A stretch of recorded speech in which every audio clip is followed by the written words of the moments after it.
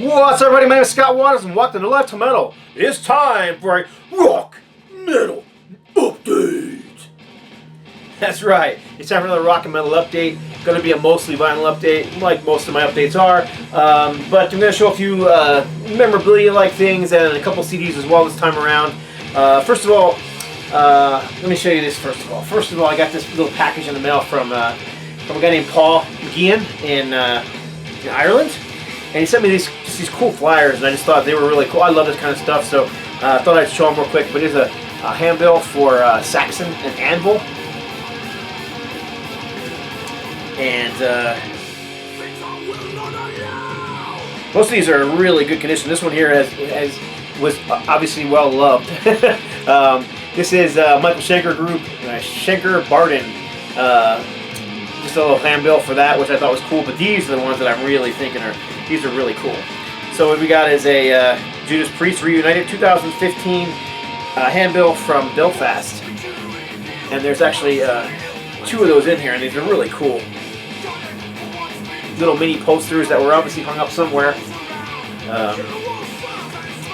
Judas Priest with very special gift Megadeth and Testament from 2009 in Dublin and Belfast.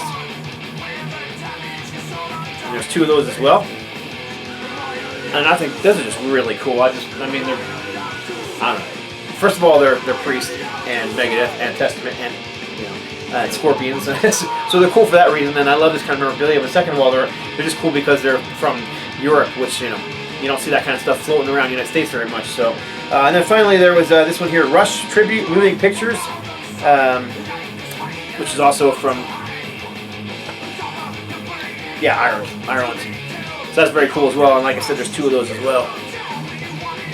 And I have a friend who lives in Canada who is a huge Rush fan, who I'll probably be sending one of those to because I'm sure he'll dig it. All right, so that was quick. And also, I'm not sure I shelled this ever before, but picked this up quite a while ago, and I haven't got around to framing it yet, so I have it in this plastic protection sleeve. But this is Heathen's Rage, their 2015. They did this little, I guess, mini tour, basically. They played a warm-up date in Trenton, New Jersey, their hometown, with what's his name, Chris Avantecchio, who has sang in just a bunch of different bands, but probably most known for singing in Watchtower and Hades. Anyhow, this is one of the tour posters from that tour they did, but they also did a show in Germany and a show in Greece. And that was it. That's pretty much all they did. It was 3 shows. But big Heathen's Rage fan, so there's a little less glare. I'm using lighting from outside today, which is why half of my face looks like it's like lit up like crazy.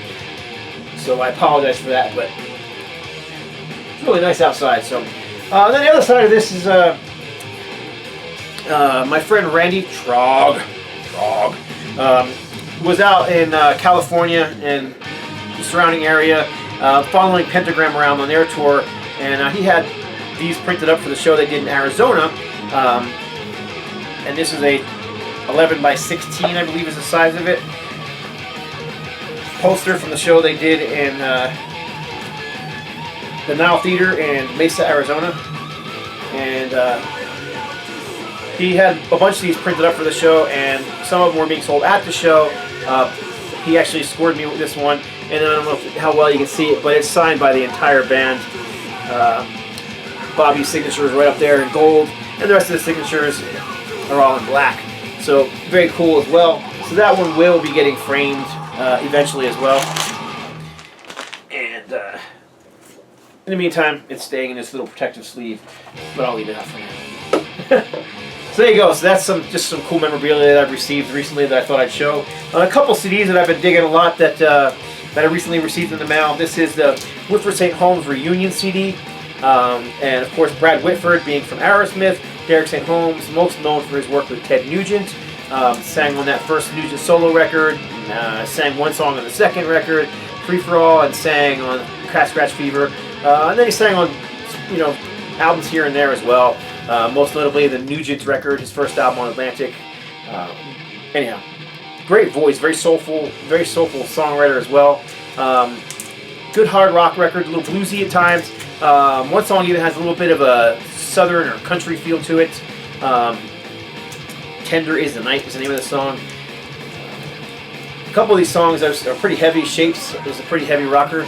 Kind of makes me think, why can Derek St. Holmes write that kind of stuff here and not get that kind of stuff in Aerosmith? Because the last Aerosmith record wasn't as good as this record, which is unfortunate, especially being I'm a huge Aerosmith fan. So, Whitford St. Holmes.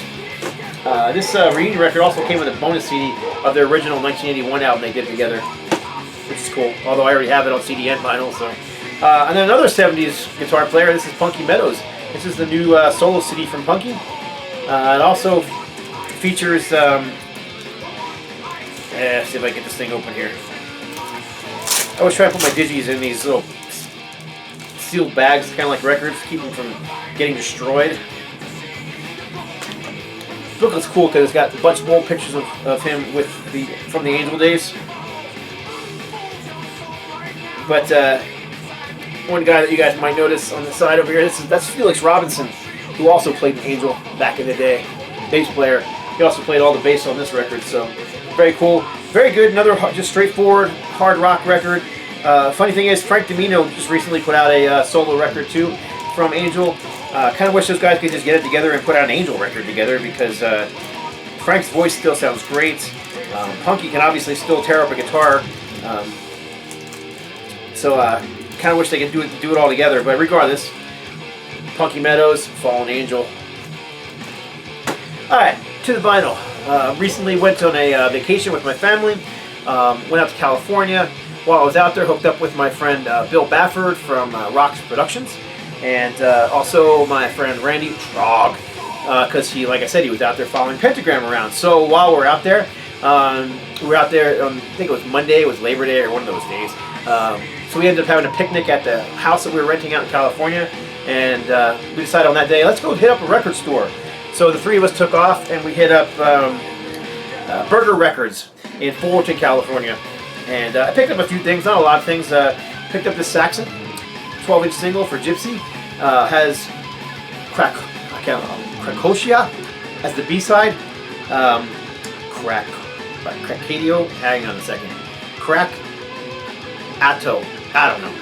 Here, it's right there, see? And then it's got a live medley that includes Heavy Metal Thunder, Taking Your Chances, Stand Up and Be Counted, and Warrior. So the B-side's got basically 2 songs, but the second song is a nice long live medley. And I have the 7-inch single for this too. Just a huge Saxon fan, so I had to grab it, especially for it was $7, which I thought was a decent price for that UK single. Picked up another 220 volt. This is Eye to Eye. I think I have 3 or 4 220 volt albums now. Melodic hard rock. Some people call them heavy metal. To me, it's just more of a hard rock thing. Regardless, Eye to Eye. You kind of see on the back. It's I don't know, AOR, melodic hard rock, melodic metal, whatever you want to call it. 1988, and you can kind of see by the look of the band, that's kind of the style they're going for. Good stuff. I didn't pay much for that one either, $6, and it was in pristine shape. I think it's a US pressing. Yes, it is. And then finally, I also picked up this is one that I've never owned before, but this is a Atomic Rooster Headline News from the 80s. Of course, Vincent Crane's band. There's Vincent right there. And the guitar playing on this album is mostly done by David Gilmour of Pink Floyd fame. Also appearing on here is Bernie Torme, who plays on one or 2 songs, maybe more than one. 3 songs. Bernie Torme plays on 3 songs. But Bernie Torme, who used to be with the band Gillan in the 80s, and also played for a short time with Ozzy, and did some solo work as well. So very cool. Burger Records. Kind of had a good time there. We were goofing around, digging through records, listening to stuff. They had a listening station, so we were having a good time there. At the very end, we all had a pile of records, and my friend Bill had a few more than than he had money for. And I said, well, ask the owner if he'll work out some kind of deal. And which is not uncommon. I do that all the time at record stores and record shows. But I don't know if he seemed like he was really stoned to me. Maybe it's just the way he is, I don't know. But Bill goes up and he takes it to him and he goes to pay first. And he says, well, I can't really afford all these. He says, can you work me out some kind of deal? And the guy starts running through his records. He goes, yeah, you cannot have this one. He pulled pulls one of the records out, puts it behind it, and starts ringing them up. And he's like, "No, I really want that record." He said, "I was wanting you to work me out some kind of deal." Oh, okay. So he grabs the record, he puts it back in the pile, and he says, "Then we'll take out this record instead." He just wasn't getting what Bill was trying to say. it was. I mean, I'm sure you had to be there. It's probably doesn't sound as comical as it was to us, but it was pretty comical at the time. So I ended up just fine, just leave that record back there. It was funny. Yeah. There was a clerk that was working there too, a younger guy, long hair, looked like a metalhead, and he was over to the side just kind of snickering. So whatever. So while Randy was there, he spent some time at Amoeba Records, which I love that store. Always walk out of there. I was spending way too much money. And the last time I was there, there was something I really wanted there that I left behind, which I shouldn't have. Felt bad about it because, you know, I just hate when I do that. So he called me and said, "Hey, I'm out of Amoeba. Is there anything you want while I'm here?" Yes. See if they still have this. This is Anthrax. Thrash in Texas. Back on Black reissue of a Anthrax bootleg from 1987 tour or 86, somewhere in that area. I really wanted this, so he grabbed it for me. Thank you, Randy. Appreciate it. That was broadcast from 1987 on Back on Black Records. 2 album sets. Up from the Among the Living album, or Among the Living tour. It's got songs from all 3 of the first albums. Let's see. And it was before all the... yeah, there's no joking rap songs on here. So this is actually before that, the whole rap metal thing that they did for a little bit after this. Regardless, I love Anthrax. It's one of my favorite bands, so I'm glad to finally have that. It is on some kind of colored vinyl. Like colored vinyl is a big deal anymore. Just I can look real quick and show it to you. The packaging, there's not much to it. Oh, that's right. It's on a transparent red vinyl. And it sounds good. It's a radio broadcast, so the sound is good. Oops. A little bit compressed, but like not bad at all, really. And also while I was there, my friend Bill brought me a few VCLT, I'll call it, gifts, whatever you want to call it. This one I haven't cracked open yet. Today is a day of listening to music, so I will be hearing this one today. This is Sigmund Regis, and I've heard these guys before. Straightforward, European style power metal, heavy riffs, great vocals on Alterium Records. Alterium's been releasing some great stuff, so I look forward to checking this out today on my day of listening. He brought me the new Crimson Moonlight, Divine Darkness. Not a huge fan of death metal or black metal anymore, but I really like these guys. And the last time I showed one of the records, I described them as melodic death metal, and somebody corrected me and said there's symphonic death metal or symphonic black metal. Whatever. They're very heavy, melodic but heavy death metal. That's what I would describe them as. It sounds like melodic death metal to me, so that's what I would say. Symphonic, perhaps. Anyhow, very cool. 2016 brand new release from Crimson Moonlight. Glad to have it in my collection. And this one's cool too. This is a promotional, huge fan of Metal Church, and this is a Christmas promotional single. Watch the Children Pray. It's the same song on both sides. But Merry Christmas from Metal Church. Watch the Children Pray. So just a little promotional single. Glad to have that as well. And finally, he brought me. I preview and I do most of a lot of the artwork for Rox Records, and I preview most of the records before they go to press to make sure they sound okay. And this all black record is Spinal Tap. No, this all black record is actually the pre-release, not pre-release, the test pressing for the new Palan. So there you go, Rox Records, Pylon, obviously being pressed at Rainbow Records. So, and it sounds fantastic. I'm a huge fan of Pylon. Glad to have this in my collection. It will soon. I'll soon have this. Rox always for these things, print little stickers to put in the front of them, and I'll soon have that sticker on here too. So there you go, Pylon. This one's coming out, I believe, at the end of the year on Rox Records. Unfortunately, the record plants are so backed up due to the amount of records that are being pressed right at the moment, especially the bigger labels that are pressing stuff, that the turnaround time is literally 6 months. So this one's obviously at the plant, but we are not going to be actually getting the vinyl till I think it's October or November. So, but I'm looking forward to it anyhow. The other record that they're releasing that I'm not sure he's revealed yet is Oracle Selah. Fantastic. Classic heavy metal release with killer vocals from Sean Pallotta. I'm really looking forward to that one as well. You guys have heard me play that on my station before. Good stuff. All right, next up, that was California. That was all those records I show you were all from one day. I didn't do a lot of shopping out there. We did Disney and we did the family vacation thing, and I really needed a break, and I really enjoyed it. But all those records came from that one day. We went to the record store, and those guys came to visit for a day. So these next batch of records on the drive home, we stopped in Flagstaff, Arizona, and while we were there, we stopped at Bookman's. And I was digging through records, and didn't find a whole lot at first in the first rack. In the second rack, I started finding more stuff, and I was like, oh my gosh, I had a stack of records this high. I could have brought home with me. They had a ton of great metal stuff. Someone had brought their metal collection in and sold it off because they had a ton of great stuff. So this is what I did end up purchasing from them. This is Atrophy, Violent by Nature. Fantastic 80s thrash metal band. I love Atrophy, and especially Violent by Nature. I think this was, I always mix them up. I think this was their second record, but it's my favorite of the two that they released. I think it actually came out in 1990.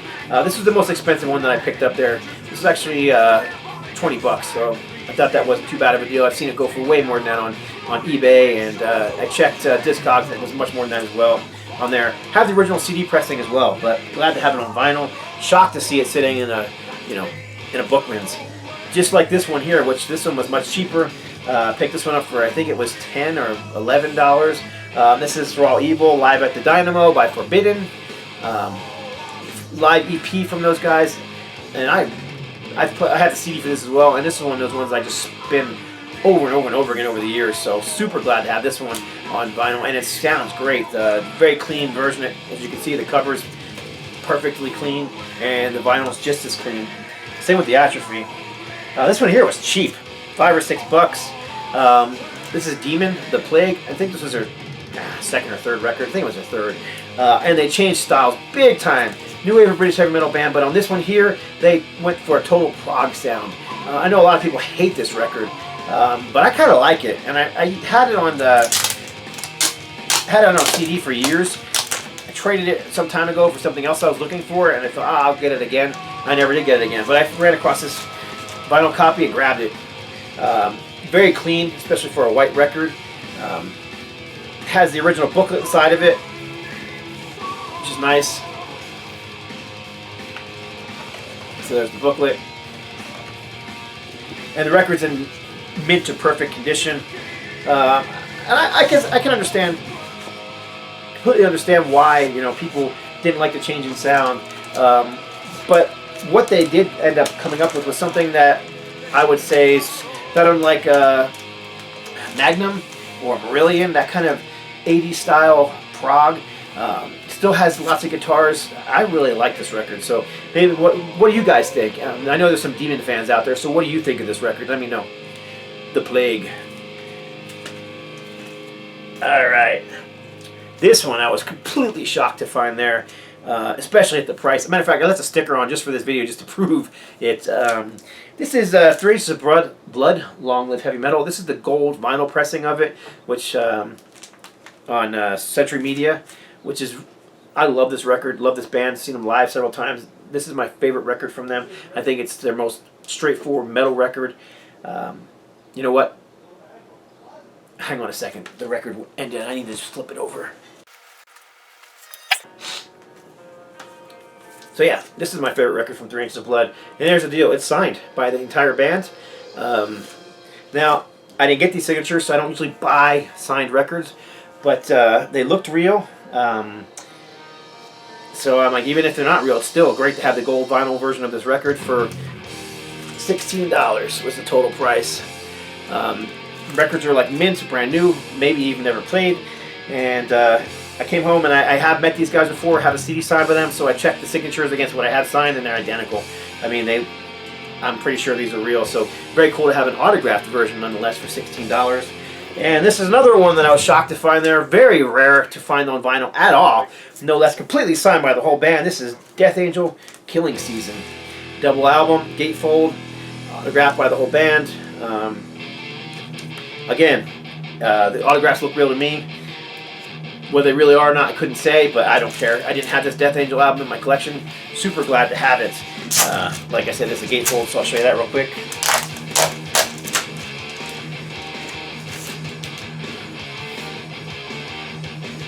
So there's the gatefold. And this is on I believe it's on a clear vinyl. Nuclear Blast Records. Awesome find, especially for under 20 bucks. It's good luck finding it for that, or you know, for 20 bucks or more, even finding it at all. No less autographed. All right, so this is gonna be the last two I'm gonna show for this edition of Rock and Metal Updates. I've got some more stuff that I'll show in a later edition, but I also picked up a couple of things online. I don't know, I've just really been getting into some of the new wave of British heavy metal stuff. So I started looking for some stuff I didn't have. Picked these both up fairly cheap. And let's say the covers are well loved. They kind of have that, I don't know, I can't really explain it. I was talking to Aaron, Metal Theologian, on the phone earlier today, and I was telling him, you know, these covers, they look well loved, they're well used, you know. They're not like horribly abused, they're not like tore up, but they just look like, you know, they've been around for a while. They kind of have that rusty, crusty look, and I dig it. So I don't mind it so much. But the vinyl, I mean, they look like they've almost never been played. They're mint. So I'm really glad that, you know, and they sound fantastic. I played them, obviously. But this is a Brute Force, a new wave of British heavy metal compilation from like 1980, I think it is. Or it might have been 79. No, it's 80. And it includes It's Electric, early version by Diamond Head, Brain Damage by Fist, Let It Rip, early song by Raven. You've got Gotta Get Back by Prowler, Fantasia by Sledgehammer, Breakdown by Colin Towns. It's odd, we got Colin Towns on here, Mick and Mick Underwood, both of whom, these are solo songs by them guys, both of whom were in the band Gillen. Then we've got Back to the Grind by White Spirit, Can't Say No to You by Quartz, Hold On by Zero, Day to Day by Crier, and Black Queen by Mae West.